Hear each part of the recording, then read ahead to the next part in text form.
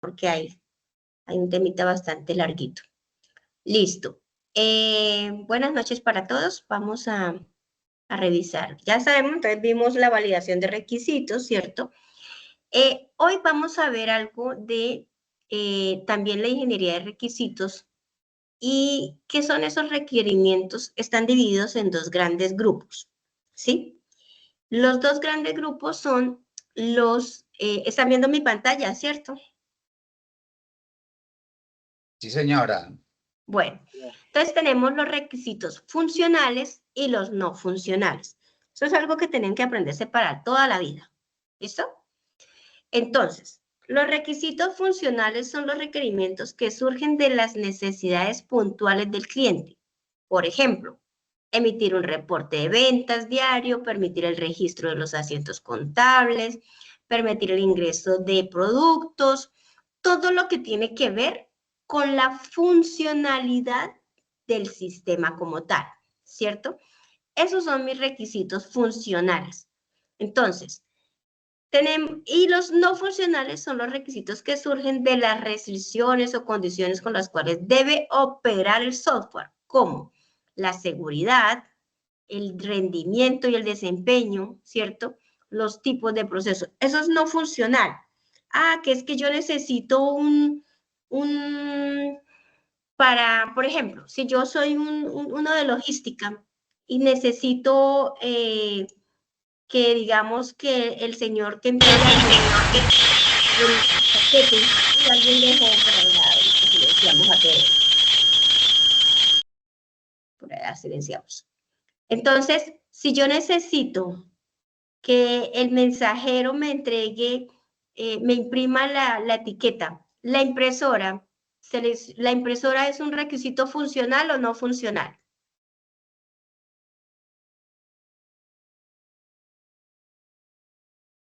¿Qué dicen ustedes? Funcional, ¿no? ¿Funcional o no funcional? No funcional. Funcional. No funcional. ¿Por qué no funcional? ¿Cierto? Porque ella es un requisito, pero no es dentro de lo que, de una necesidad puntual como tal. Emitir el reporte sí es funcional, ¿cierto? Emitir el desprendible sí es funcional, pero la impresora es un requerimiento no funcional. Todo lo que tenga que ver cómo debe operar la seguridad, el rendimiento, el desempeño, todo el hardware, todo eso es no funcional. ¿Listo? Todo eso es no funcional. Pero todo lo que tenga que ver con el core como tal del funcionamiento del sistema, eso sí es funcional. ¿Listo? Entonces, esos son dos aspectos que tienen que tener muy claro para que ustedes, digamos, no se me pierdan en ese aspecto porque los van a tener que especificar. Entonces, en una de las talleres va a decir, escriba los requisitos funcionales, describa los requisitos no funcionales, ¿sí? Y haga todo ese proceso. Entonces, ustedes tienen que tener bien claro qué son esos requisitos funcionales y cuáles son los que realmente el sistema como tal hacen parte del sistema y cuáles se necesitan, pero no influyen directamente en la funcionalidad del sistema. ¿Sí me hago entender? En la funcionalidad. Tiene que ver es con la funcionalidad como tal. Entonces, para que lo tengamos bien, bien clarito. Miremos acá, sí, en esta aquí. Entonces, tenemos, hay unos aspectos, perdón, un segundito por acá que yo me salté algo. Entonces, vamos a mirar,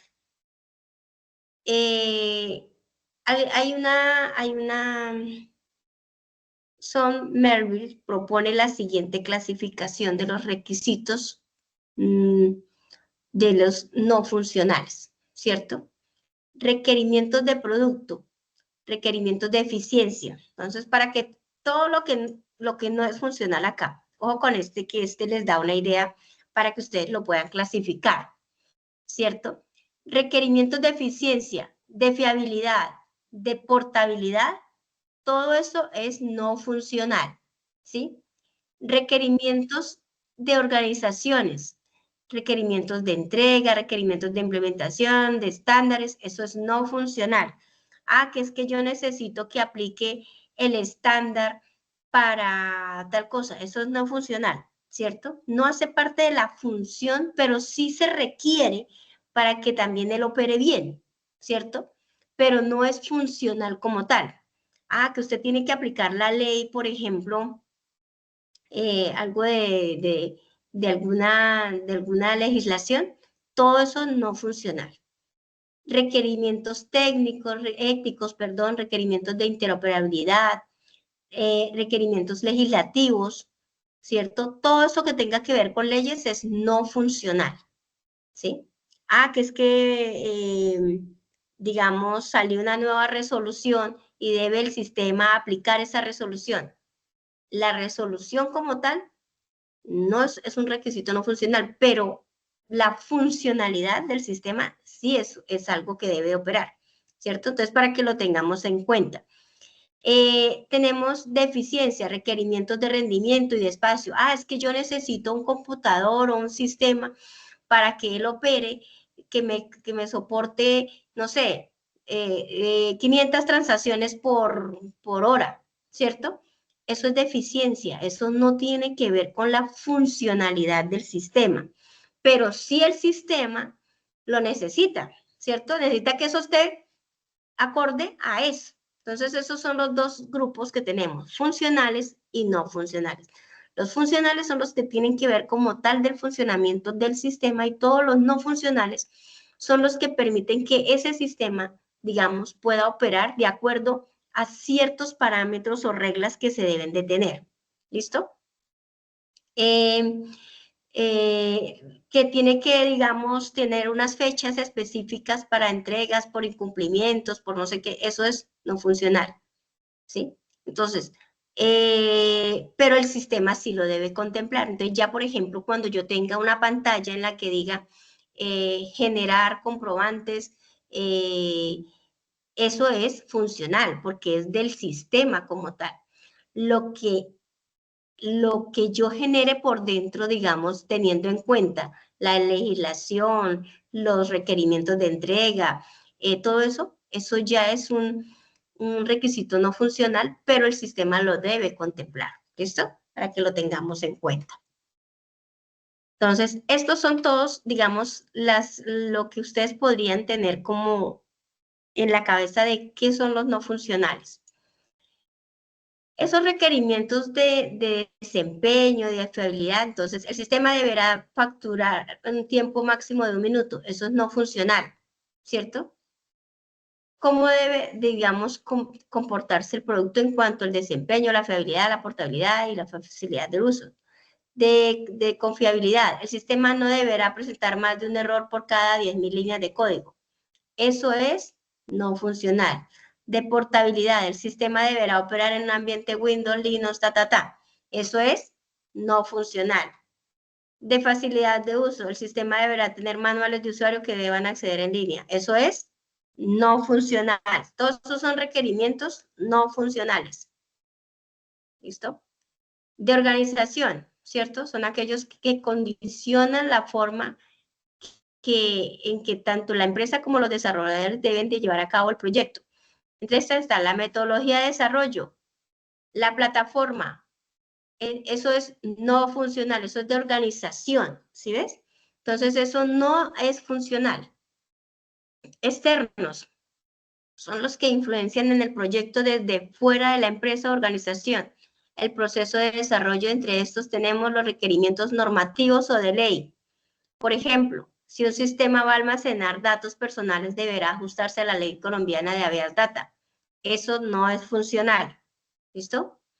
Por otra parte, si el sistema a desarrollar debe interactuar con sistemas externos, se debe llevar a cabo un desarrollo para la integración entre los mismos. Un ejemplo será cuando el sistema debe acceder a bases de datos externas a través de tecnologías como web services o servicios web, ¿cierto? Entonces, eso es no funcional. Todo lo que no tiene que ver con el sistema, o sea, que yo tenga que interactuar con otros, esa parte de externos no es mío, sino que yo entrego información, ¿cierto? Entrego información o recibo información de otro lado. Eso es no funcional. Entonces, para que lo tengan también en cuenta. Vamos a mirar qué es importante, según Pressman, los requisitos deben cumplir con unas características que permitan un mejor entendimiento con el cliente, con el equipo de desarrollo y en general con los interesados. Que sean únicos. Ojo que los requisitos no se deben de repetir, ¿cierto? De esta forma poder identificarlos para facilitar su manejo. Muchos requerimientos, aunque descritos de manera diferente, pueden apuntar a una misma cosa. Entonces, ojo, no voy a repetir el mismo requisito 2 y 3 veces. Ya lo definí una vez, ya no necesito que él vuelva otra vez a nacer. Entonces, deben de ser únicos. Y aquí está como este mapita que ustedes pueden ver. ¿Qué más podemos hacer? Que sean concretos, ¿sí? Deben definir de una manera clara, precisa y concisa qué razón de ser del requerimiento. O sea, no es colocar requerimientos por colocar, porque si no el sistema, pues vamos a llenar el sistema de cosas que realmente no se necesitan, ¿sí? Entonces necesitamos cosas realmente concretas de lo que él tiene que realizar. Que sean realizables. El analista, todos ustedes deberán de tener en cuenta las restricciones de tiempo, costo del proyecto para no permitir requerimientos que estén fuera de esas limitaciones. Entonces es importante que los requerimientos, yo tenga si no tengo el conocimiento, por lo menos que sea algo que yo realmente voy a poder cumplir para entregar, ¿sí? Entonces, si alguien me pide a mí, es que yo necesito que el sistema digamos, me genere 1.000.000 de registros por yo no sé cuántas. Entonces, no tengo la capacidad técnica ni la capacidad, ¿cierto?, logística para que de pronto un volumen de transacciones yo no la voy a poder soportar o el sistema no lo va a poder soportar. Tengo que hacer un estudio de viabilidad técnica, ¿cierto? Es que usted me está pidiendo algo que realmente yo no lo tengo contemplado, y además que cuando son cosas que son muy, muy ilógicas, digámoslo así, pues yo ya tengo que entrar a evaluar toda esa viabilidad técnica. Tengo las máquinas, la base de datos me va a soportar eso, cuántas transacciones al tiempo voy a poder manejar, ¿cierto? Entonces son cosas que yo tengo que tener muy bien estructuradas para no incurrir en cuestiones de que me voy a quedar, no voy a poder cumplir porque no, realmente lo que me pidió el cliente o lo que me pidió no está de acuerdo a lo que yo voy a poder realizar. ¿Listo? Entonces es muy, muy, muy importante, chicos, tener eso que sean realizables.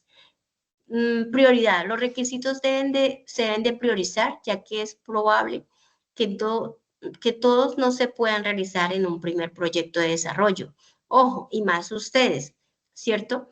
Que yo es que yo quiero hacer un proyecto de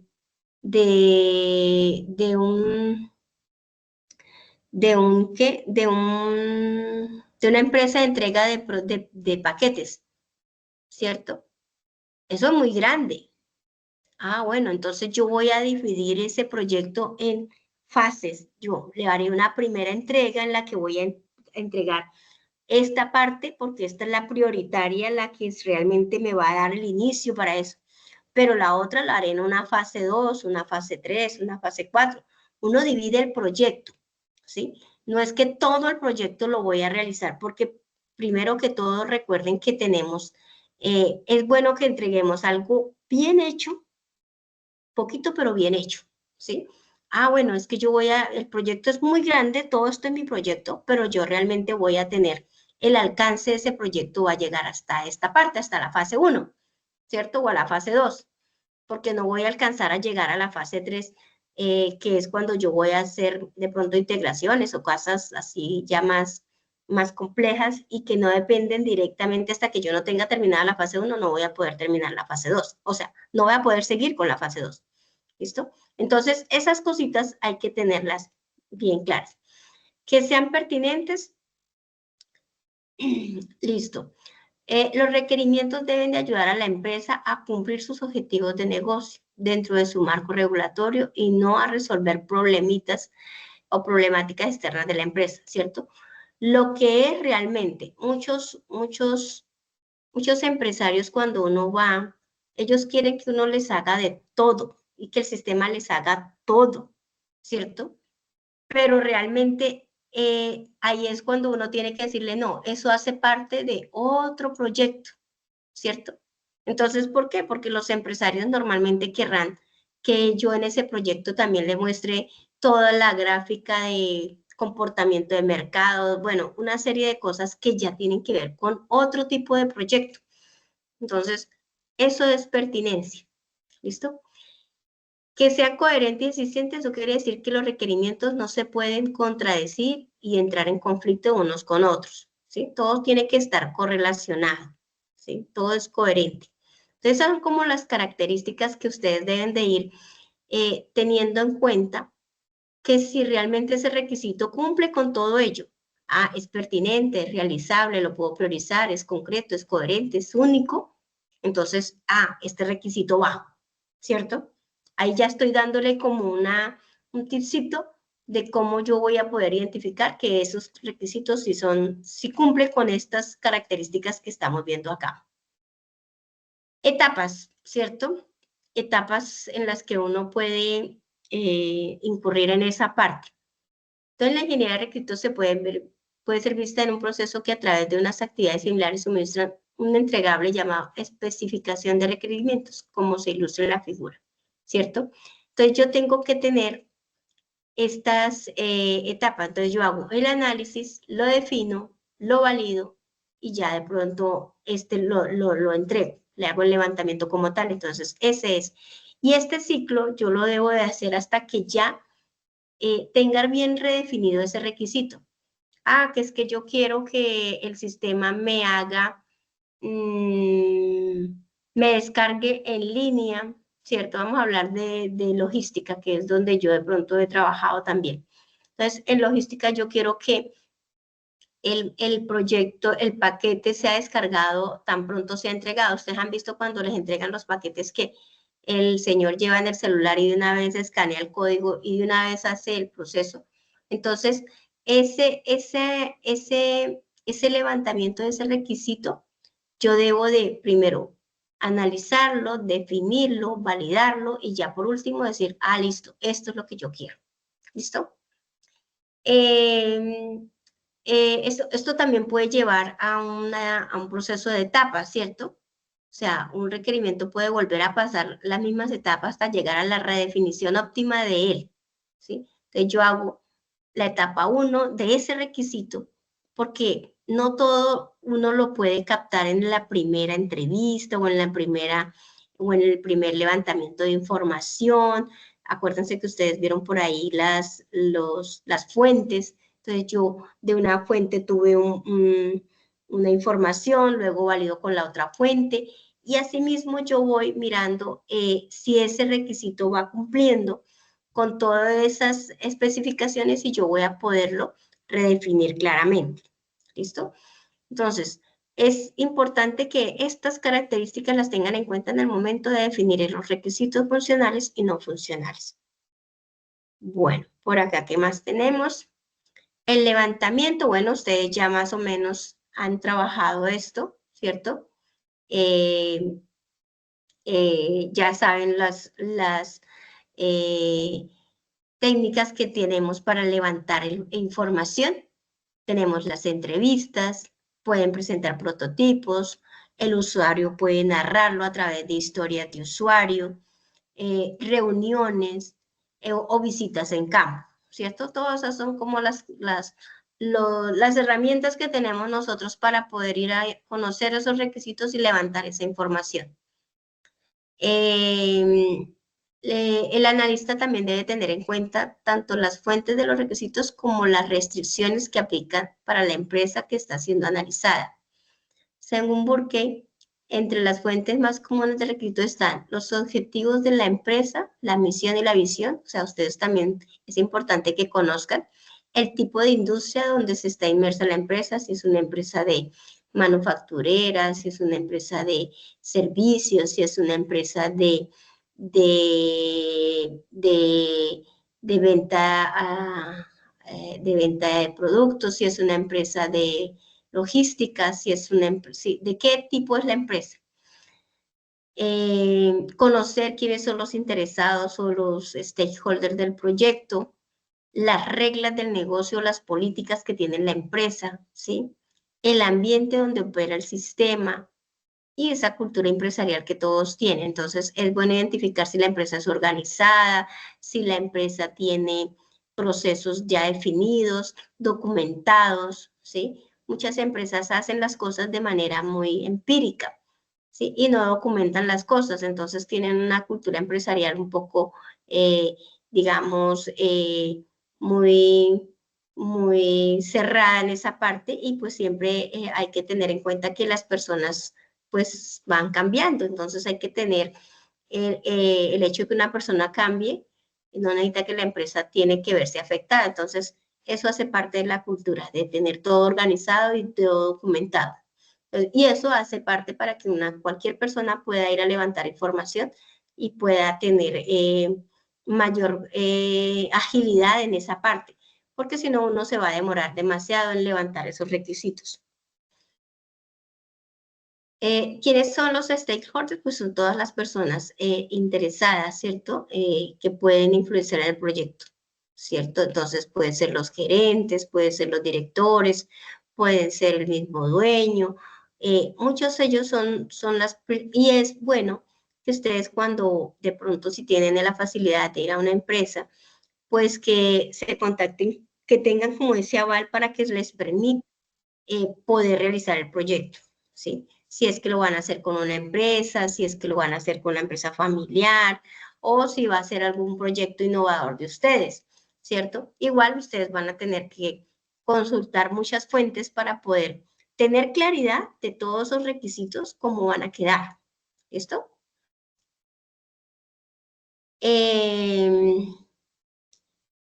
Bueno, son los que promueven, bueno, aquí ya tenemos que son lo mismo, la empresa, los usuarios de software, dueños de los procesos, esto es lo que más. También tenemos stakeholders externos como las entidades reguladoras globales, nacionales o territoriales y demás entes que pueden influenciar para que el producto del proyecto cumpla con la normatividad vigente con cualquier restricción. Dado eso, por ejemplo, la DIAN, cuando ustedes están haciendo un proceso de factura, tienen que tener en cuenta esas restricciones de la DIAN y pues leer también sobre todo lo que exige la DIAN para un formato de factura. Es importante determinar claramente los stakeholders por parte del director del proyecto. De lo contrario, esto podría ser un impacto por requerimientos imprevistos. Entonces, es bueno que nosotros identifiquemos todo esto para tratar de contemplar lo mayor, digamos, requerimientos posibles sin necesidad de que de pronto omitamos cosas que después vamos a necesitar. ¿Listo? Entonces, para que lo tengan ahí en cuenta. Aquí tenemos como una plantilla, ¿cierto? Que ustedes pueden normalmente uno tiene para relacionar los stakeholders, el código, si lo quieren codificar, el rol o el cargo, descripción de interés, bueno, el gerente que está encargado de tocar, nivel de influencia, si es un nivel de influencia alto, medio. Es bueno que siempre nos relacionemos en todos los niveles. El usuario normalmente es el que conoce todo el proceso, pero quien da la orden para que de pronto le presten la atención a uno y le den la información es el gerente o el director o el coordinador. Entonces hay que tener en cuenta eso, ¿cierto? Y pues muchas veces los usuarios no están muy interesados en el proyecto, pero sí el dueño, ¿cierto? Que eso como el que quiere mejorar procesos, como el que quiere agilizar procesos, todas esas cositas. Entonces es bueno que nosotros identifiquemos esos stakeholders. Hay unas técnicas de levantamiento, entonces esas técnicas ya por ahí ustedes también las han revisado en el material que ustedes también tienen ahí. Digamos que aquí yo quise complementarles un poquito del material de lo que ustedes tienen acá. Entonces tenemos las entrevistas, que es la manera más directa de llegar a los requerimientos del software, ya que son planteadas por las personas que directamente interactúan con el sistema. Entonces hay que preparar esas entrevistas y decirle a la persona que va a ser entrevistada para que guarde el espacio del tiempo para ello. Ojo, cuando uno está haciendo este tipo de levantamiento de información, lo que más choca es el tiempo de los usuarios porque ellos normalmente están en sus trabajos de día a día. Entonces, no es muy fácil que a uno le den tanto tiempo. Entonces, una entrevista de más de, no sé, hora y media, 2, es mucho, ¿cierto? Entonces, hay que saber limitar cuánto tiempo y preferiblemente hacerlas cortas de tal manera que no le quite tanto tiempo de trabajo al usuario. Entonces, el analista, ¿qué debe hacer en eso? Debe de indagar, debe digamos, de tratar de encontrar problemas y que él le cuente todo, ¿sí? Que él le cuente todo. Los prototipos, el analista sí debe de apoyar en modelos que puedan ser dibujos, diagramas, diseños de plantillas para eliminar ambigüedades. Entonces es bueno que nosotros también ya vayamos haciendo como esquemas de lo que a medida que vamos avanzando en el análisis, esto fue lo que pidió, esto es lo que él quiere que nosotros le desarrollemos, ¿cierto? Y pues representarlo, ¿sí? Presentarlo para que puedan ir mirando si es lo que realmente se va a hacer. Reuniones dirigidas, las visitas de campo, ¿sí? Es bueno no imaginar las cosas, sino vivirlas, ¿sí?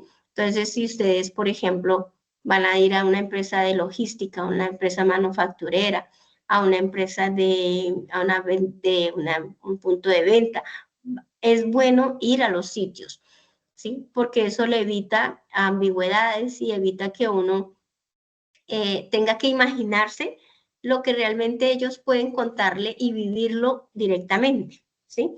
¿Cómo es el proceso? Por ejemplo, cuando yo estuve en una empresa manufacturera, pues tenía que ir allá en la empresa, en la fábrica como tal, ¿cierto? Ver cómo, digamos, desde el proceso de compra de la tela hasta el proceso de, de cortado, de confección, de revisión, todo lo que hace en un proceso de manufactura de productos, ¿cierto? Entonces, es importante la visita en campo, eso te da una visión de cómo está realmente funcionando. Y la narrativa por parte de los usuarios con las historias de usuario. En el material ustedes tienen unos formaticos de historia de usuario. Creo que por acá yo creo que tengo una, por ahorita miramos si la tengo. Y ¿qué se espera? Que eso tiene una estructura, ¿cierto? Yo espero que el sistema permita hacer X cosa para alcanzar el objetivo tal y de la empresa tal. Entonces es bueno que todas esas técnicas de levantamiento, pues nosotros las aprovechemos. No las utilicemos, o sea, en las entrevistas, los prototipos, las reuniones, las visitas de campo, la narrativa que hace el usuario. Esas son cosas que es importante validar.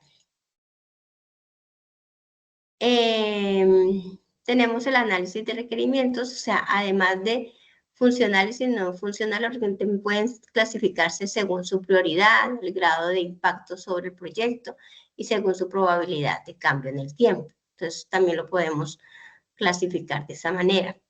Entonces, digamos, en el modelo conceptual, apoyarse en un modelo para ayudar a entender la situación planteada en el requerimiento y encontrar soluciones. Tenemos los diagramas de casos de uso que ustedes ya por ahí conocen, modelos de flujos de datos, modelos de estados, modelos de datos, modelos de entidad de relación, modelos de clase. Vamos a ver muchísimos modelos porque, digamos, en la forma como se hace el análisis de datos también, ¿sí?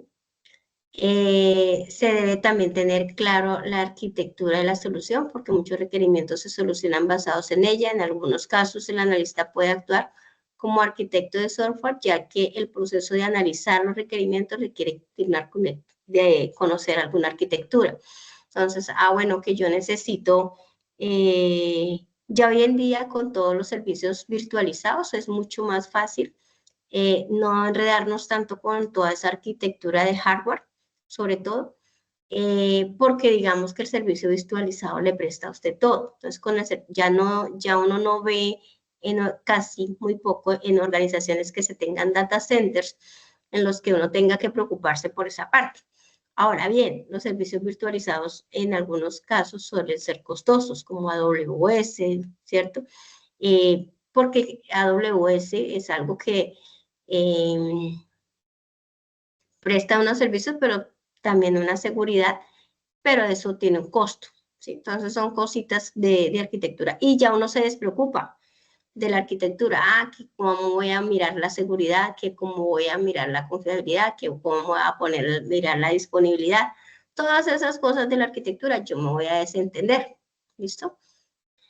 Y una vez levantados, pues se puede suceder que los mismos estén en conflicto y ya que fueron o solicitados por usuarios o participantes distintos. Entonces hay que aprender a tener a negociar, ¿cierto? ¿Qué requerimientos realmente de todo lo que yo seleccioné o de todo lo que a mí me contaron, cuáles realmente yo voy a priorizar y voy a poder cumplir?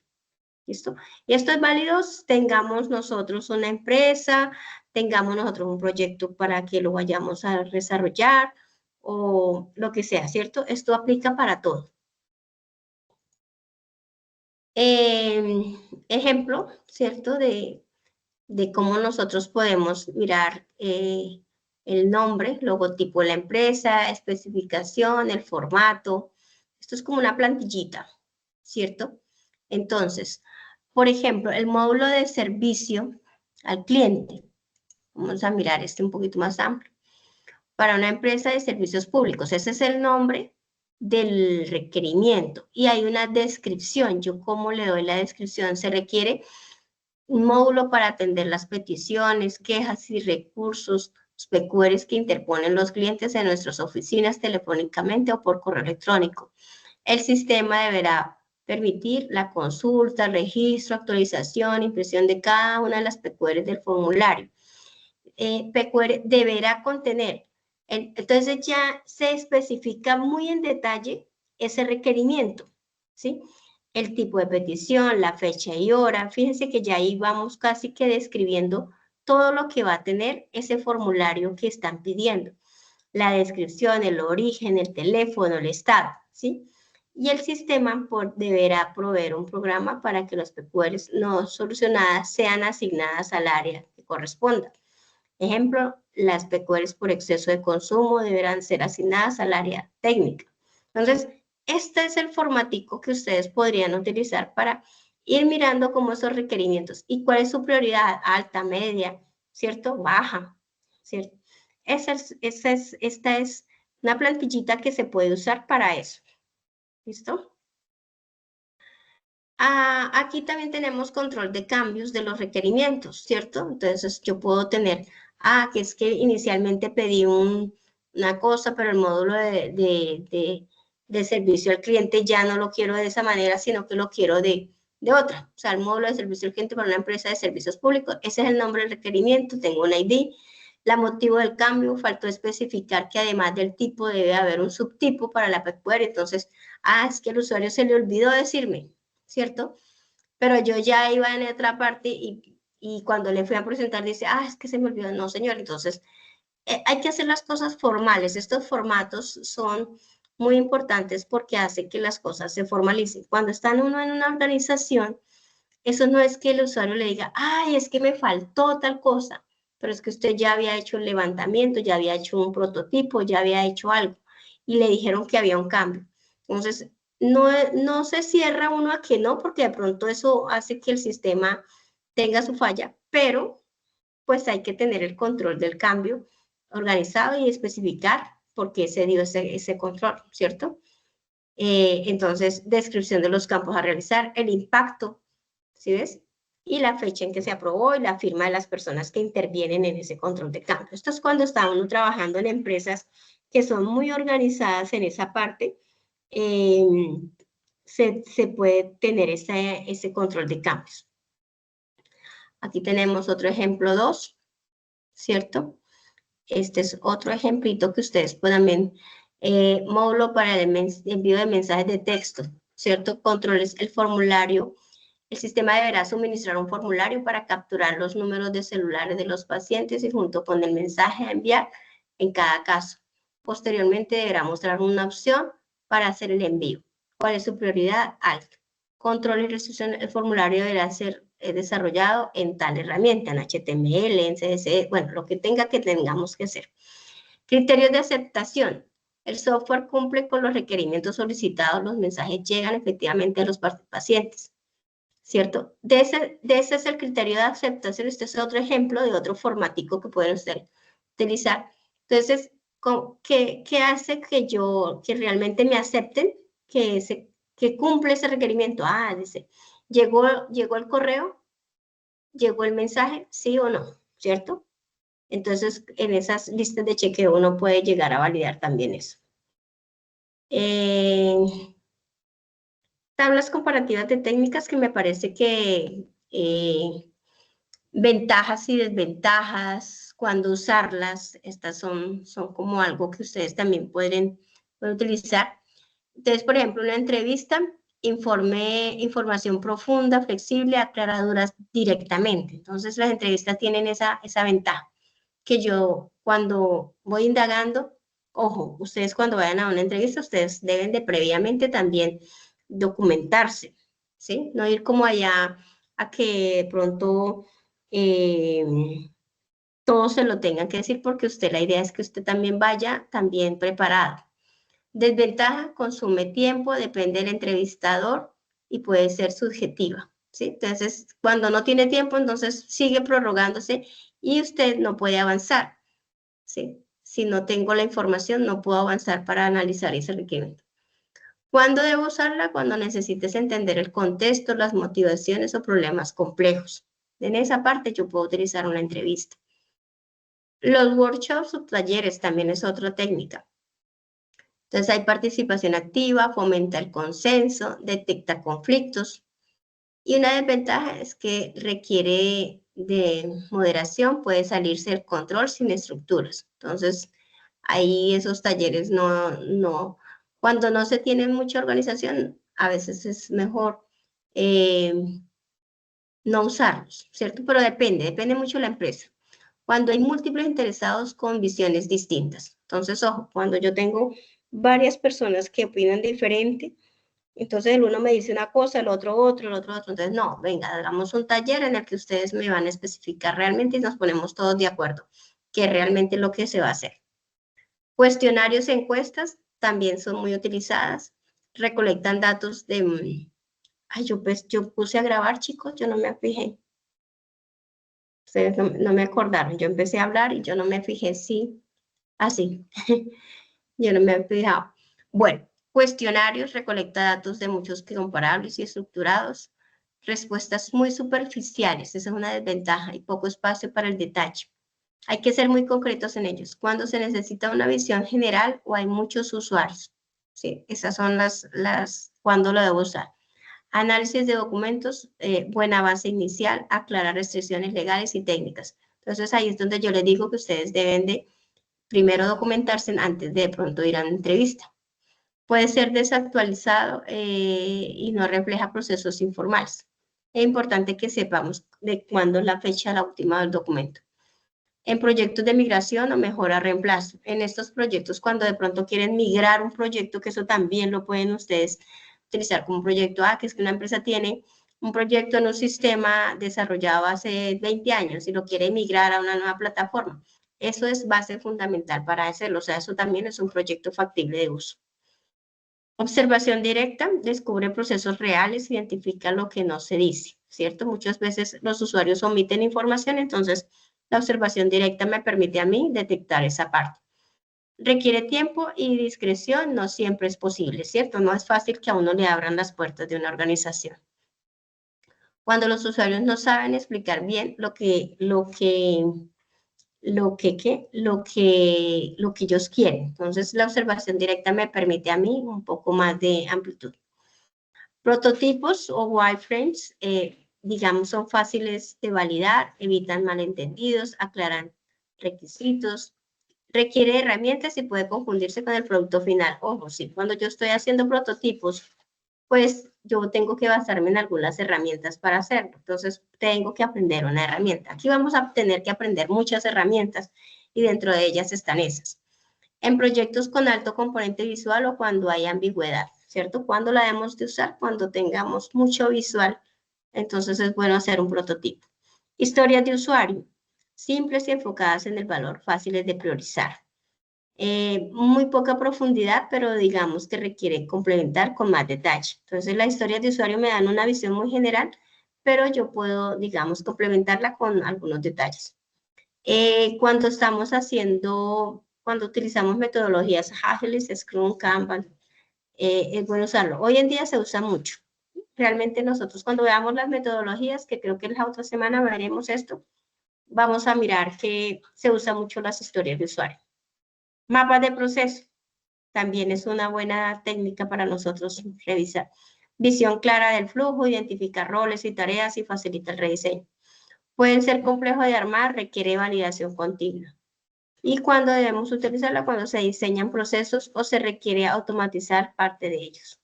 Listo, ahí tienen como una visión más general de esto. ¿Qué más tenemos por acá? Esto es un escenario, un ejemplo, digámoslo así. Un ejemplo de alguna de las técnicas, perdón. Ya miramos por acá. Uy, espere, yo miro que no me va a acabar acá. Entonces, el escenario, un cliente quiere digitalizar el control de inventarios que actualmente hace en Excel, ¿cierto? Ese es el escenario. El proceso recomendado, una entrevista al dueño y empleados para entender cómo controlan productos hoy. La observación directa en la tienda para ver el proceso real de entrada y salida. Revisión de documentos. Entonces, fíjense que yo ahí reúno varios de todas estas técnicas, las puedo unir, no necesariamente puedo usar una sola, puedo combinar varios. Entonces, revisión de documentos, formatos, plantillas, todo eso me sirve a mí para poder levantar información y levantar el requerimiento. Un prototipo rápido de una interfaz web o móvil para validar lo que quiere registrar. Un taller con el cliente para priorizar funcionalidades, alertas, de estado, reportes. Historias de usuario. Entonces, las historias como empleado, yo quiero registrar la entrada de productos para mantener el inventario actualizado. Esa es como estas historias de usuario tienen un formato que también ustedes pueden validar. Datos generales del proyecto, ¿cierto? El campo, el nombre, el proyecto, el cliente, el responsable, la fecha. Todos estos formáticos me van ayudando a mí a ir organizando el proyecto. Historia de usuario, ¿cierto? Esto es como un formático de historia de usuario. Quiero tener un campo, una idea, un título. Creo que en el material ustedes tienen una tablita de Excel con un formato de historia de usuario que también pueden usar. ¿Listo? En el material lo pueden revisar. El título, registrar productos de inventario como empleado de bodega, quiero, ¿cierto? Entonces, aquí va lo que realmente se tiene para hacer. Este es el formato. Eso es, digamos, como el estándar que se maneja. Como empleado, ¿qué es lo que quiero? Registrar productos de inventario. Como empleado de bodega, o sea, ya estoy diciendo quién es el usuario que está haciendo eso. Quiero ingresar nuevos productos al área con nombre, código, cantidad y en la posible que detalle mucho lo que quiero hacer. ¿Para qué quiero eso? Para tener el inventario actualizado desde el momento en que llega el producto. Y criterios de aceptación. El sistema debe permitir ingresar código, nombre, cantidad. No deben aceptarse duplicados, mostrar mensajes de confirmación. Mi prioridad es alta. En Scrum, cuando veamos estas metodologías, hay una estimación, ¿cierto? Y esto me da 3 puntos de historia de usuario. O sea, ¿qué significa eso? Si yo tengo que mis puntos de usuario son 10, si yo doy 3 puntos, digamos que es como la complejidad que yo puedo llegar a tener. Notas, depende del diseño de la interfaz de ingreso. Entonces, este es como un formatico de una historia de usuario. Listo, chicos. Esto es lo que tenía como para hoy comentarles. Complementarles un poquito con lo que tienen en el material para que lo revisen y lo validen. ¿Listo? Preguntas, inquietudes hasta aquí. ¿Quedó claro lo que es un requisito funcional y no funcional? ¿Quedaron claras las técnicas de recolección? ¿Quedaron claras todos estos aspectos? Dime, Jorge. Sí, profe, todo muy claro frente al tema y a la explicación de hoy. Pero las Perfecto. dudas mías surgen de pronto, quiero preguntar frente a las evidencias que tenemos del programa, ¿cierto? Porque, por ejemplo, está la identificación de procesos organizacionales, el Ok. software a construir, etcétera. Listo, Y vamos estas a ver. evidencias, sí, Sí. perdón, bien pueda. No, no, dime tú, dime tú. Estas evidencias, la mayoría tienen como fecha final de entrega el 3 de diciembre, ¿cierto? Entonces, Sí, una pregunta por decir algo. Si la evidencia del software a construir, por ejemplo, la mando el 3 de diciembre, yo pienso que esa evidencia la tiene que revisar usted mucho antes, ¿cierto? claro. No, ese yo les coloco esa fecha máxima, pero esa no es la fecha que ustedes deberían de tener. O sea, yo les dejé una fecha amplia porque digamos que en esta fase hay bastantes evidencias, pero es importante irlas construyendo porque si no, ustedes no van a poder, digamos, ir Cumplir con armando todo ellas. el andamiaje, ¿sí? Entonces, Correcto. y la una lleva a la otra, ¿sí? La una me va ayudando para la siguiente, entonces son secuenciales. Listo, vamos a revisar la guía, voy a dejar de presentar acá Gracias. y vamos a revisar la guía. Ojo, ahorita más, si alcanzamos, revisamos lo del tema del correo. Yo ya por ahí envié de nuevo el correo. Creo que había un error en el envío, entonces por ahí ya se volvió a enviar, ya me hicieron un acuse de recibo. Esperar a ver que les den respuesta de esos correos. Sí, no sé si me la darán a mí o se la darán directamente a ustedes. La verdad no tengo conocimiento de esa parte, ¿sí? Porque la verdad no me había tocado gestionar eso, pero sí el SENA cambió el procedimiento para esa parte. ¿Listo? Entonces vamos a mirar acá. Espérame un segundito, yo entro. A ver si revisamos las guías. Sí, no, yo les dejé un tiempo, pero eso sí necesito que se me vayan. Y ojo con no atrasarse porque este tiempo se pasa muy rápido. Y es bueno que ustedes vayan avanzando en todo el proceso de análisis. Si no avanzan en el proceso de análisis, no van a poder, digamos, llegar a la siguiente etapa, que es ya diseñar. Entonces, no, si no se tienen, quedan perdidos. Espérenme, yo miro acá en la guía. Vamos a revisar la guía, material, guía 1. Vamos a revisar la guía. Ya les comparto la guía.